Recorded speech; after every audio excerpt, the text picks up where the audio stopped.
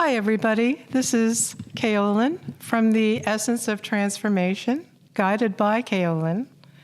And today is October 6th, and this episode is number 17, Twin Flames, Astrology, and Healing. I wanted to really thank everybody for their comments in the past few weeks about episode 16. Many of you enjoyed it. You had very good questions. I'm going to be answering them within the context of this program specifically today. And I wanted to be sure that you understand it is about psychic energy, it is about astrology, it is about tarot readings. My own deck will be out in a couple of months. And also spirit photography, plus feminism, plus racial and relational politics, plus some current events, and occasionally guests. And that will be increasing more and more and more, having guests on the program. It'll be a lot of fun. I've had several in 2024, and I was extremely happy about it. So I will be returning to that as well soon enough. Most everybody I know is incredibly busy.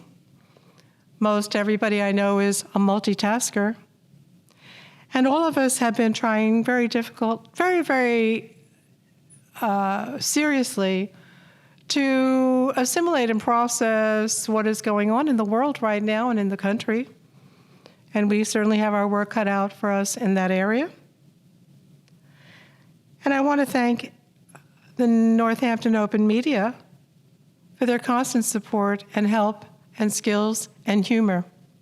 I also want to thank the National Organization for Women for the work that they're doing to encourage women to be fully present in their lives, to be able to speak up, and to recognize their strength, their power, and their gifts to humanity.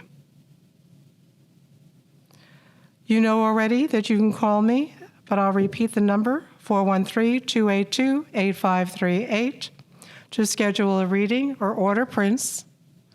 And the prints are on www.spiritually-speaking.org. Okay, I think that covers the intro for today. Today's show is about twin flames, twin flame unions, which have become extremely popular. That terminology especially has become very popular in the last couple of years.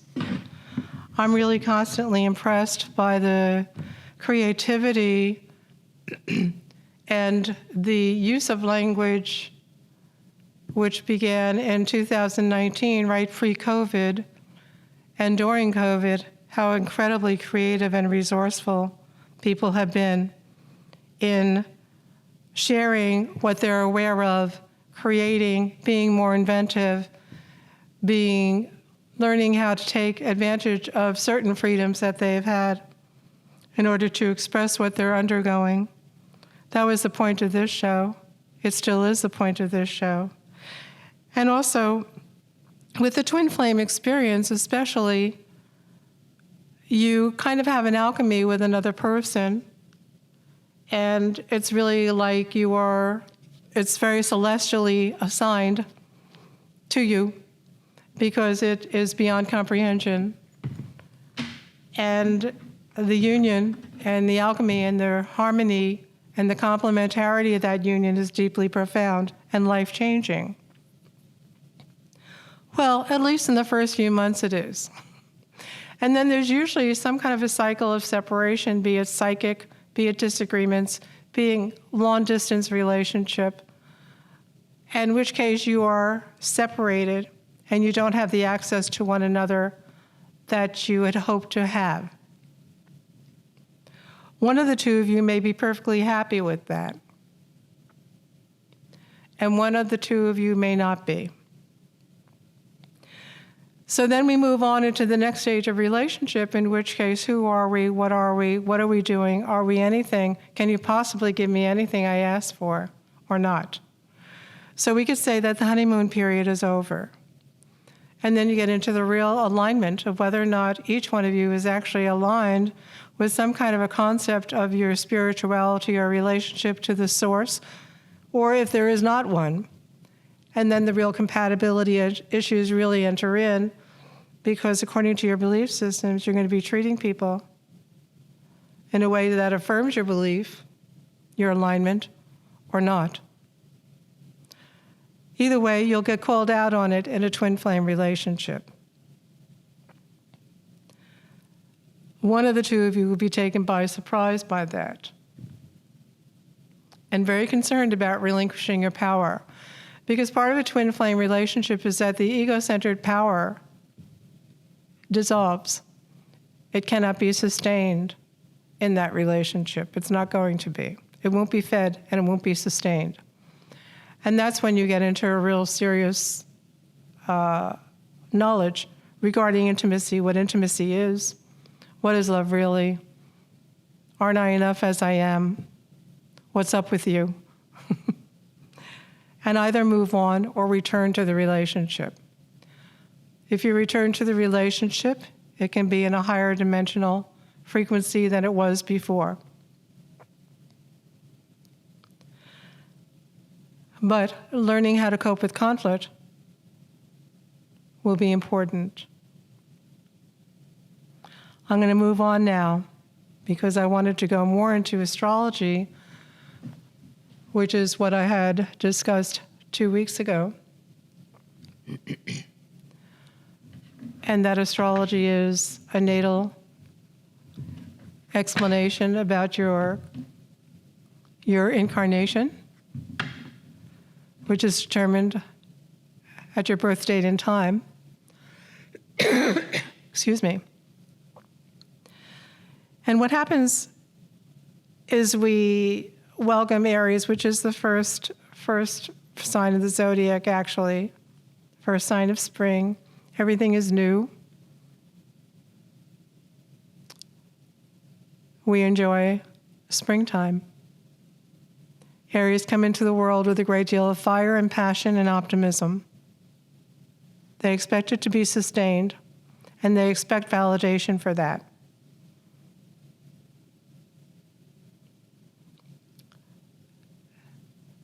The conflicting Aries, or if they're a little too self-centered, they'll tend to get called out on that. But again, as I said last time, they are pioneers. Their opposite sign is Libra. Libra is an air sign. Libra is born into an environment of conflict between the parents and a conflict that doesn't really get resolved. So Libra is studying communication. They're wanting to bring harmony to the situation, but children don't do that for adults. Adults have to do that for one another. And many times when there's a conflict that they can't resolve, it has to do with their own childhood. Because from the time they were born to 4 years old, they learned a certain pattern of communication that worked for them in their family of origin, but it doesn't work in an adult relationship necessarily without some changes made in it.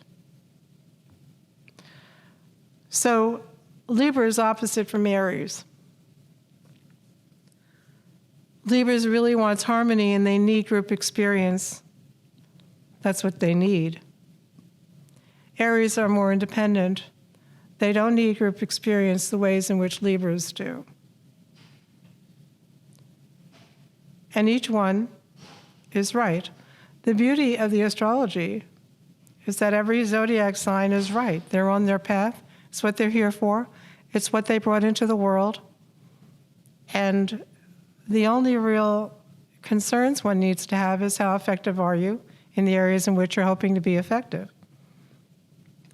And what areas along the way need to be cultivated or processed and possibly changed. We're all needing to change.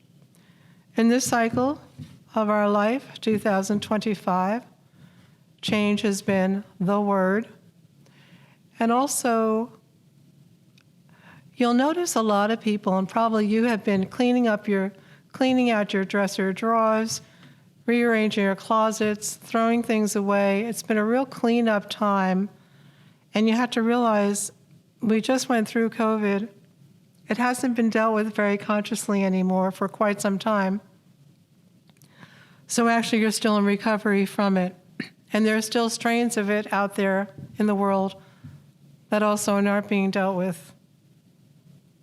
And Lord knows we've had more than enough other conflicts and emergencies to be paying attention to for quite some time now. But basically you're clearing out your psyche. So cleaning out the cupboard is a great idea. Makes you feel refreshed, renewed. Having some sense of organization is wonderful. For some people that comes very naturally, let's say for a Virgo. But for other signs, things can be let go of. You can wait. You just can't return to it. You may be too traumatized for a variety of other reasons to do that. But basically, in this past month, most everybody that I know has been trying to get rid of things they no longer need, giving things away, cleaning up, scrubbing, and also trying to clear the air for themselves as we begin to get deeper into fall. And then, of course, winter. Taurus is an earth sign, so earth signs are quite grounded usually. Their opposite sign is Scorpio. So any Taurus who knows a Scorpio, or any Scorpio who knows a Taurus, you'll understand there are certain clashes, if not in personality, then in beliefs. If not in beliefs, then in actions. Taurians like to be accumulating wealth. It needn't be economic. It can be mental, a resource of mental awareness, social awareness, and action. Taurians like to excel in anything that they're doing. Let's say to get a C on a paper, it's not going to fly with a Taurian. They want that A. Scorpios are water signs, and Scorpios flow through life very differently. They have a very, very specific set of values. They rarely deviate from those values. You may not agree with their values, but they've got them. Another thing with Scorpio is they do like to keep secrets. They're not very transparent. They don't really want you to know how they work. This is interesting in a natal horoscope. All of them are interesting because in a natal horoscopes are like pizzas. There's 12 houses. Each house represents something. So if, let's say, you have Scorpio in the third house of communication, then you're going to be secretive in that third house communication. To you, that's fine. To partners, that may not be so great. To you, that's fine. In school, that may not be so great. Once you get the swing of it and you start to learn how to pull some of these bits of information out and learn how to enjoy the sense of accomplishment that you can get by doing that, you may become less secretive over time. But especially young Scorpios are kind of secretive. Some of that has to do with the ways they were raised, because it really kind of wasn't worth it to speak up very much, or they were totally discouraged from speaking up. Then we have Gemini, which is an air sign. An air sign, again, comes into the world full of ideas. And even though they have an old soul repertoire of life experience behind them, in this particular incarnation, it doesn't interest them that much. They would rather mimic stories. They enjoy acting. They enjoy excelling in one particular kind of career. And they have a duality that can confuse the people around them, because there's almost like two people in a Gemini. One is extremely accepting of conversation and ideas, philosophies, very interested in people, and the other has absolutely no interest whatsoever. Because in a sense, when they return to their own way of thinking, it's like they've been experimenting, just kind of feeling the way around stuff and sort of entertaining themselves. But they're a lot more autonomous than people give them credit for. They're not quite as needy as they come off sometimes. They're not. And they don't want things to be too heavy. So if you start to get really heavy with a Gemini, they're kind of going to withdraw. They won't tell you, but they're withdrawing. The opposite sign of Gemini is Sagittarius. Sagittarians don't like to withdraw. They're extroverts. They want more and more information.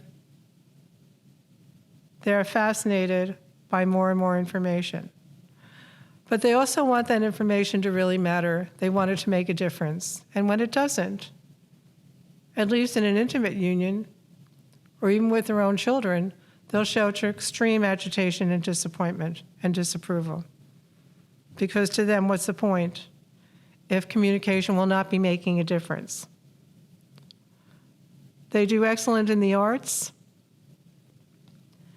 and actually in school. But what they need is a lot of freedom. And for some of them, that's one of the hardest things for them to attain in life is a sense of real freedom, be it economic or be it social, be it familial. They tend to come in with a lot of obligatory relationships that they can't seem to get released from. Then we have Cancer, and Cancer is a water sign. They come into the world with a real need for deep security. They're extremely close to their mothers emotionally, and they tend to, they can also withdraw. You all know about Cancer, the crabs. The crabs are a symbol for Cancer because the crab will take 3 steps forward and 4 steps back, 3 steps forward, 4 steps back. This can be a challenge for people who know them and love them because they tend to draw fire signs around them, and fire signs are like, oh, why don't you keep going? Why are you stepping back? Just keep going. Just keep going. Just keep going. And Cancers really can't. They really need a comfort zone. So the withdrawing and going a few steps back is gathering their energy, because their energy vibe is quite different than, say, a fire sign or an earth sign. So they have to go back. They have to withdraw. The danger signs in an intimate relationship with a Cancer is if you're not really present for them emotionally, they will withdraw and withdraw until there's no relationship. So whoever is involved and who's caring about that and wanting them to remain in a relationship, well, it's going to be a dance that you're going to have to learn how to dance. You're going to have to learn that you can't impose yourself on a Cancer. There's no such thing. Cancers are very decisive. So once they've made up their mind, there's no going back. So if they choose to go forward, there's no going back. They may feel very sorry for you, but they don't go back. Cancer opposes Capricorn. Capricorn is an earth sign, like Taurus. They come into the world very seriously. They may appear to have a sense of humor, but if you notice it, their humor is really about very serious stuff. So it's not lighthearted humor, it's kind of heavy humor. They have a tendency toward depression, which can be an events depression. It needn't be a clinical depression by any means, but an events depression. They want to be on the road to success. They need it. Capricorn women are extremely strict. They had very strict upbringings. And they tend to retain that throughout their lives. They want to be traditionalists, even if they're not. So if they're nonconformist, but they're a Capricorn, that's a conflict for a Capricorn woman to sort through and to make peace with. Male Capricorns are very determined to be a success, but they also have a kind of an intuition that bothers them. The intuition is about spirituality because they can't reconcile what life appears to be without addressing what the origin of life actually really is about. What is spirituality, or say religion or soul connections? What are they really about? And Capricorns are serious in the sense that they want real clear-cut answers to their questions. One of the very fine aspects of Capricorn is they will work and work and work until they get there. They will not stop. Nothing will stop them. Nothing. Nothing short of a very serious depression that has to be dealt with. But otherwise, excuse me, but otherwise, they remain very forthright. Men, Capricorns, in relationships can be very deceitful. This is one of their conflicts, is they're not that comfortable telling the truth about things. They're not. So it takes some time to learn how to do that. It's also true of Geminis. So let's move on to Leo. Leo is a fire sign, and they're very driven. They're naturally strong. It's really not possible for Leos to be weak. It just isn't even possible. It's just not part of the terrain. So they enter the world, probably surrounded by conflict, possibly having to reconcile it, may not be able to, and will move on. When they move on, they keep moving. Unless they get into very self-destructive patterns in which they refuse to give up on something in which they've already been defeated. And then also, they need self-approval. Generally, they're born in an environment where they don't get that. A lot of the love that they're exposed to in early childhood is absolutely conditional, and they know it. So they either stay within those conditions and then bring them into their own new family situation when they have their own family, or they break away. When they break away, they're extremely independent. When they break away, they respect their independence far more than any other experience in their lives. In a sense, it's like all of us when we work hard for something. We are aware of our value, and we don't give up, and we don't give it away. And no one should ask anybody to. But if you're asking a Leo, you may as well move on. With Aquarius, that's the opposite of Leo. Aquarians are air signs. So again, ideas, many ideas. A general philosophy on life. Very difficult to get an Aquarian to change their philosophy on life.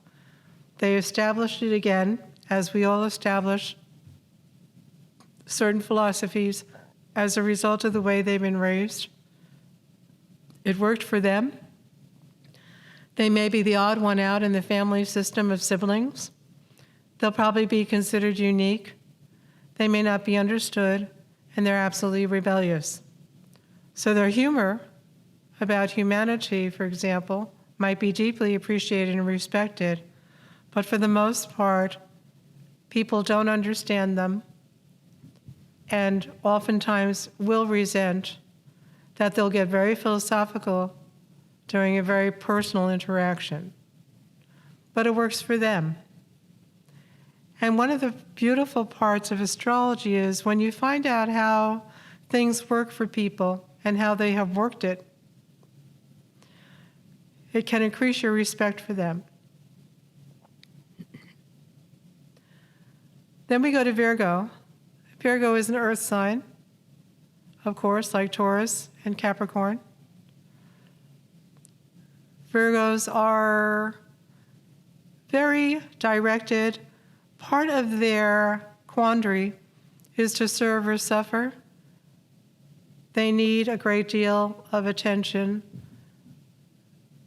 They need to be treated like their children a lot.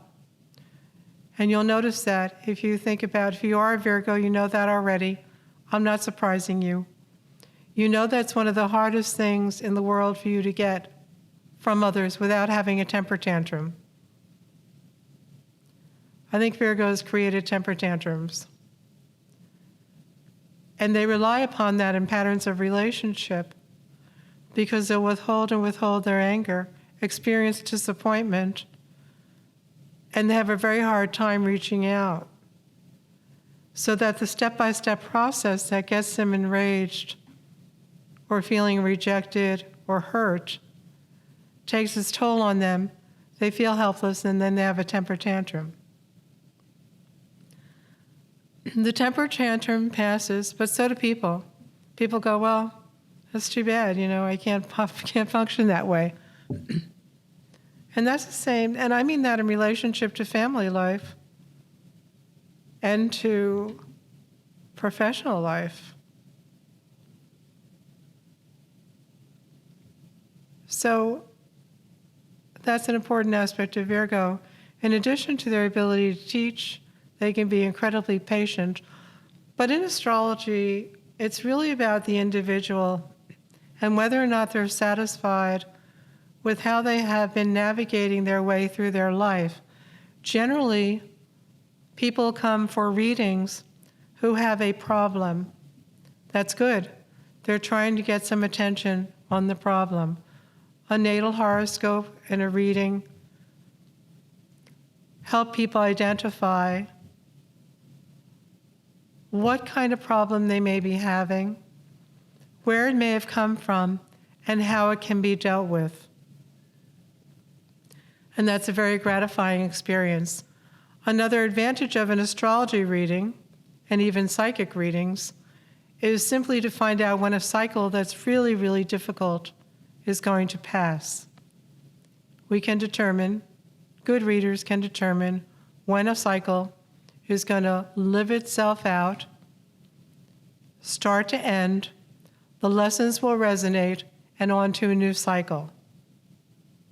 I think this is extremely important, because if you're suffering over your suffering,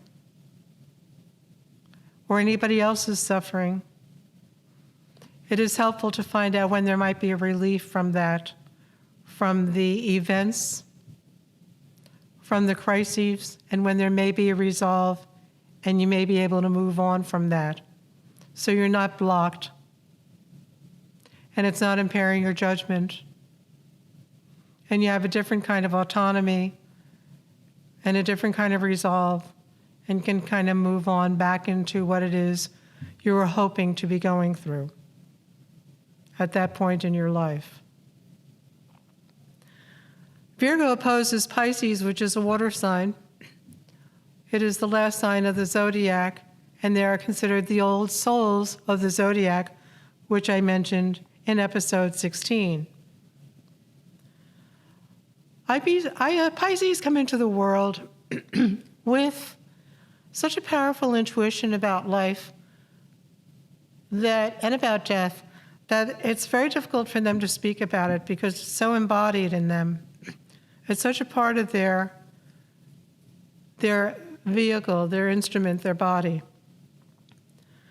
So Pisces can be enormously gifted in many areas, acting, painting, you name it, they can be very gifted. Where they can get lost is in their imaginations. because they can get so deeply immersed in their imagination that they're not paying attention to their surroundings. They may not be paying attention to a crisis.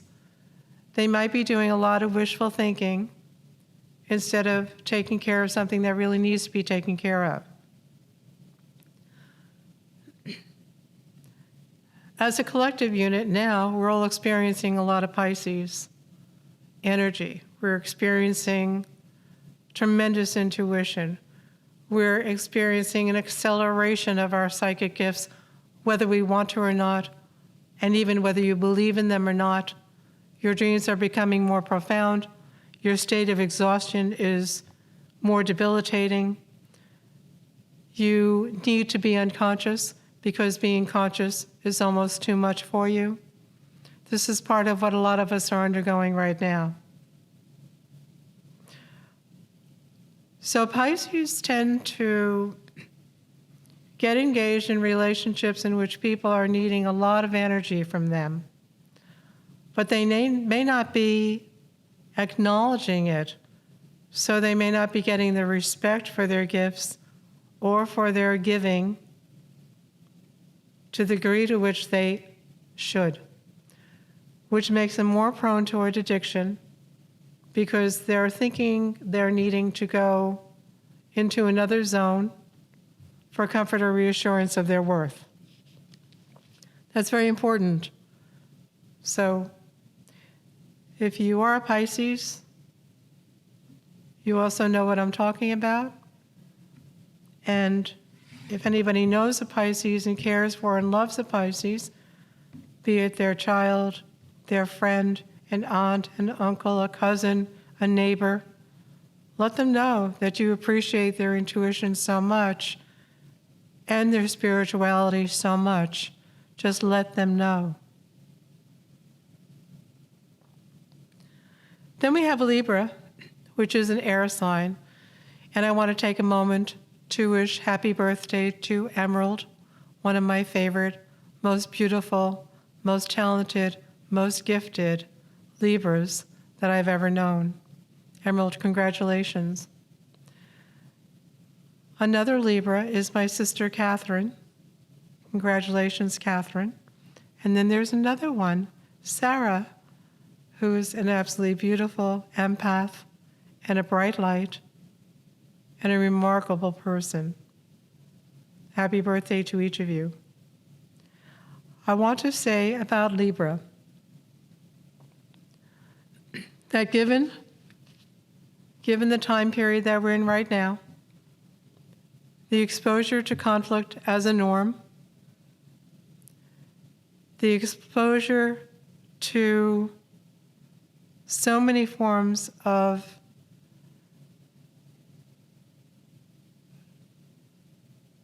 anger,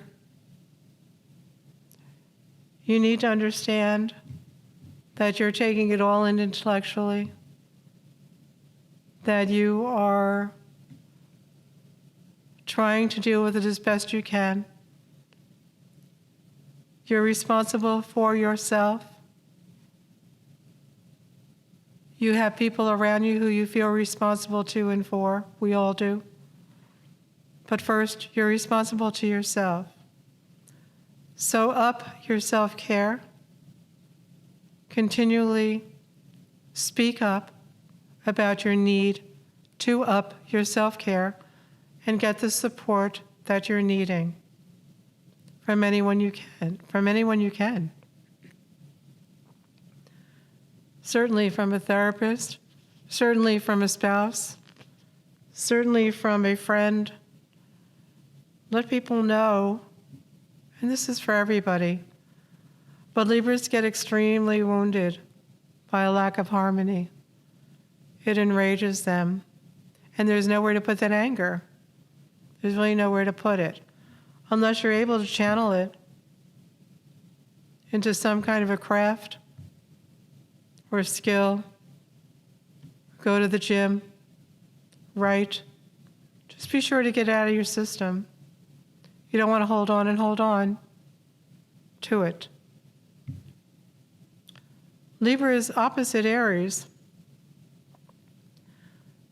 And that makes sense because Libras prefer not to complain. They're just not, they'll investigate things and can even instigate conversations that they're too scared to have themselves.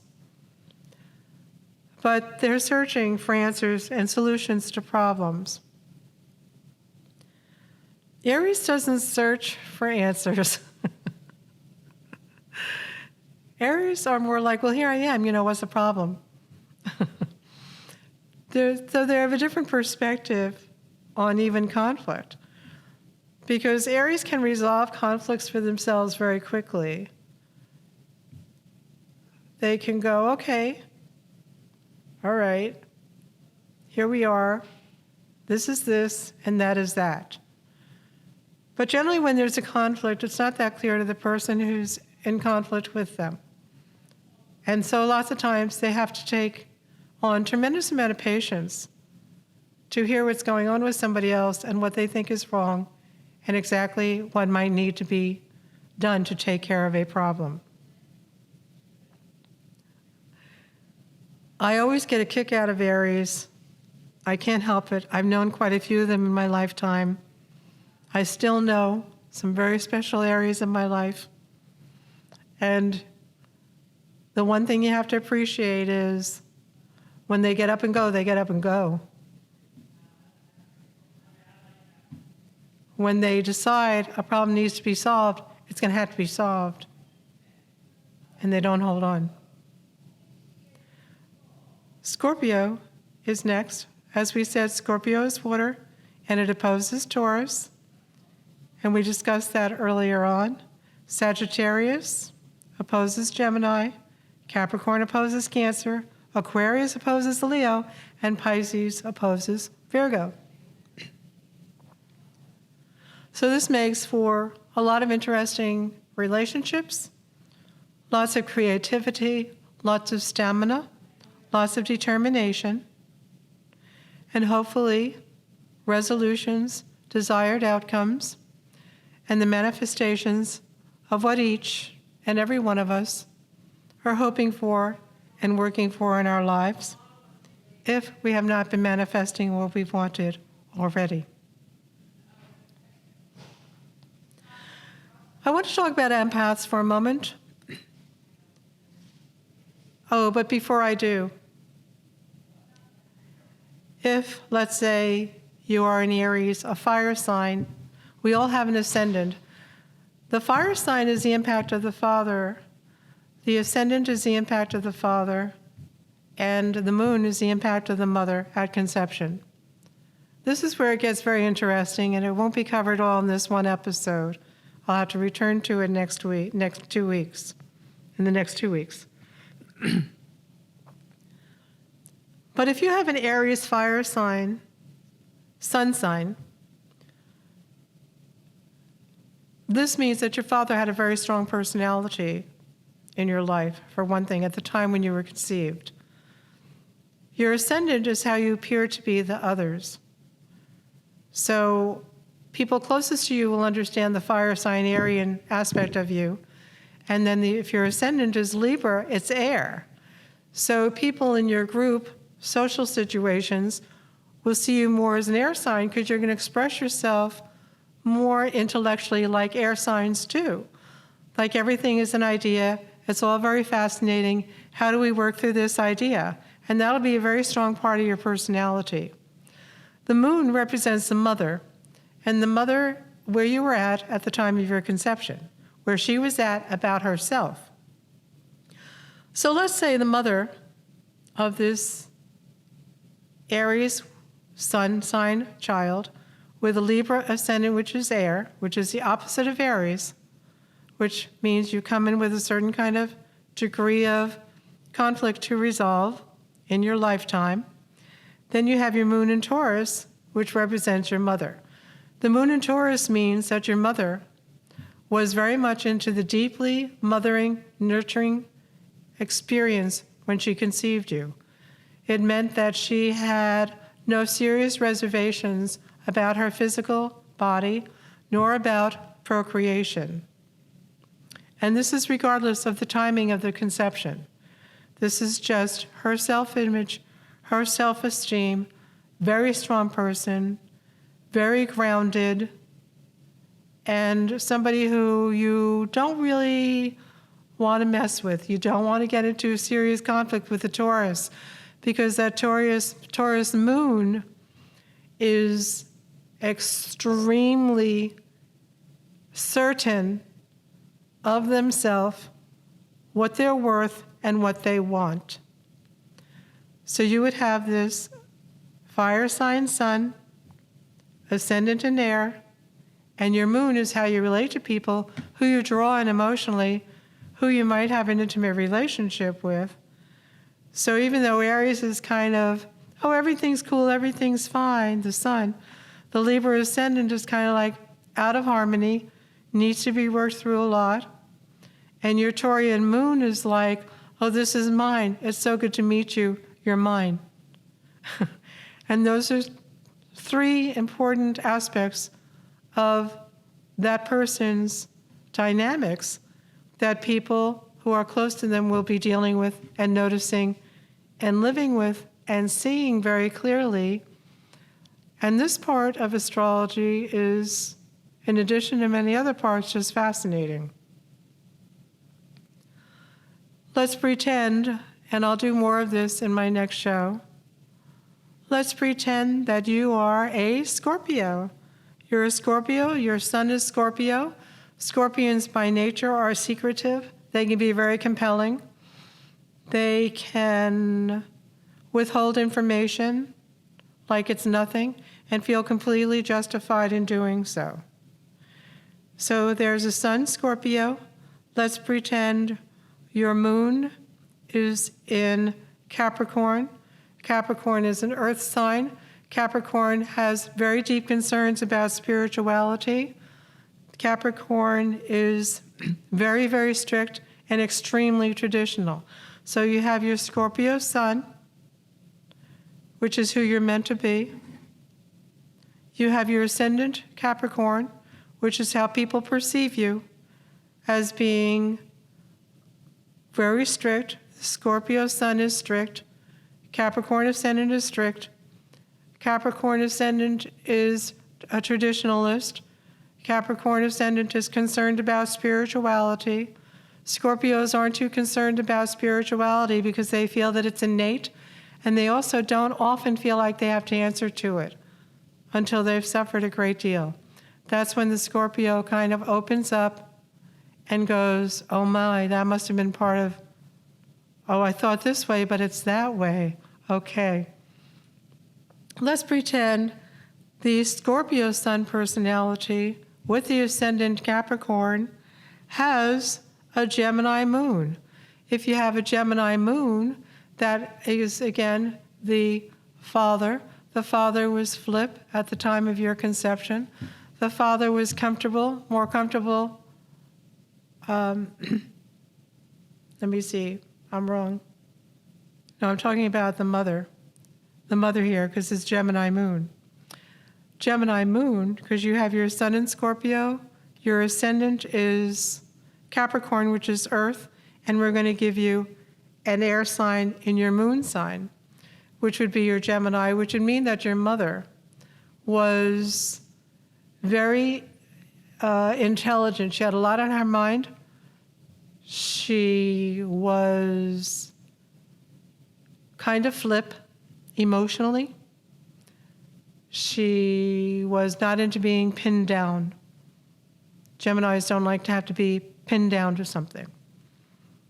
So you have that tendency, like your mother emotionally, to be somewhat flip, to not like to be controlled.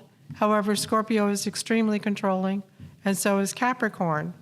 So your moon in Gemini would probably draw people in who are somewhat happy with your humor, the fact that you can cheer up. Scorpios can be somewhat sullen. They can cheer up. They can be funny. With your moon in Cancer, you can. With your moon in Gemini, you can be funny. With your moon in Gemini, you can be flip. The Scorpio sun with your Capricorn ascendant means you are possessive. So in an intimate relationship, you don't even think twice about what values you're assuming will be met in that relationship. And the moon in Gemini will appear to be more lighthearted than your sun actually is. So if somebody is involved with you, they may be drawn to you for your moon in Gemini especially, but then find out, wow, you're much more serious than you appear to be. And then more issues come up in the relationship. Of course, this is also in harmonious relationships because we do get to know each other well, and we do care for one another, so we do go through changes together. But that's just an example of the Trinity, the sun, the ascendant, and the moon. There are 9 other signs that matter that go into different placements in your house, which represents different subjects. But see, that's where the personality of an individual gets very complicated. And so when you are relating, when you're really into relating, if you're doing any kind of work that has to do with people, and especially on a grander scale, astrology is very useful because you're actually dealing with who the real person actually is, not what they appear to be, not what they want to be, not what they're disappointed in about themselves, but who they actually are. And in the end, and in the beginning, and in the end, we want to know who we both are. A boss needs to be certain of their employee. The employee needs to know what's happening with their co-workers. So astrology comes in handy when you actually bring a chart to a reader, and there's an analysis of different kinds of temperaments and different kinds of ways of thinking that ultimately impact you because you're working with this person, or you have this particular employee, or a variety, or you're going to be checking out what kind of health care to get for yourself. There are many reasons to see somebody and to get this information. So we talked about twin flames for a little bit. We know that it's so compelling, it's out of your hands. People are talking about them more and more and more. Crises brings people together, of course. Trauma bonding takes place. Eventually, you go through your cycles, and you may come out of the trauma bonding and find that, oh, that wasn't a good foundation for the relationship afterward. Well, and this can even have to do with starting your own business. You can think, well, this will appeal to this segment of the population because it's an answer to this particular problem. And then you could learn it's not. It hasn't been. It's not going to be.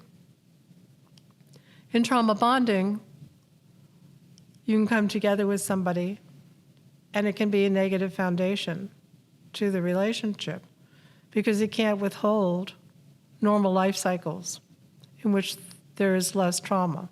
So there's less surrender, there's less attention, there's less, no plans for the future, just kind of hung up in something that's not working.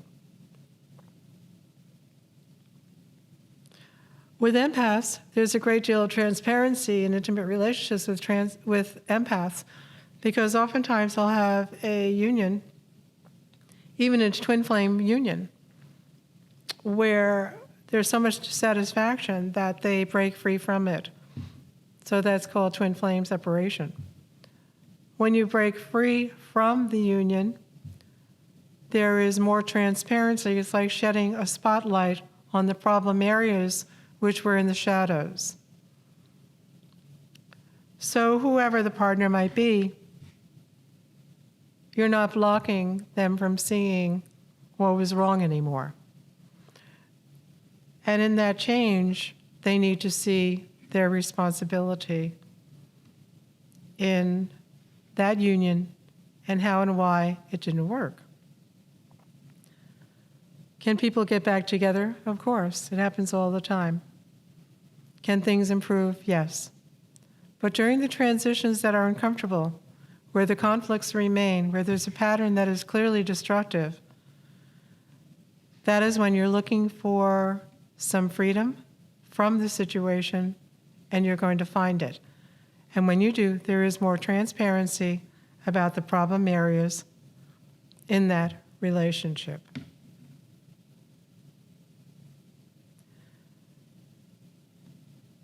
And this can petrify people who are using you. Because even in twin flame relationships, we're each not stellar human beings. We may have our celestial moments that are in alignment with what I call the higher octave, the higher frequency. But that's really not sustainable. Eventually, everything is going to have to go through the process of relating, of communication, and of health. There's a lot also on YouTube about toxic narcissistic abusers. In astrology, I think one of the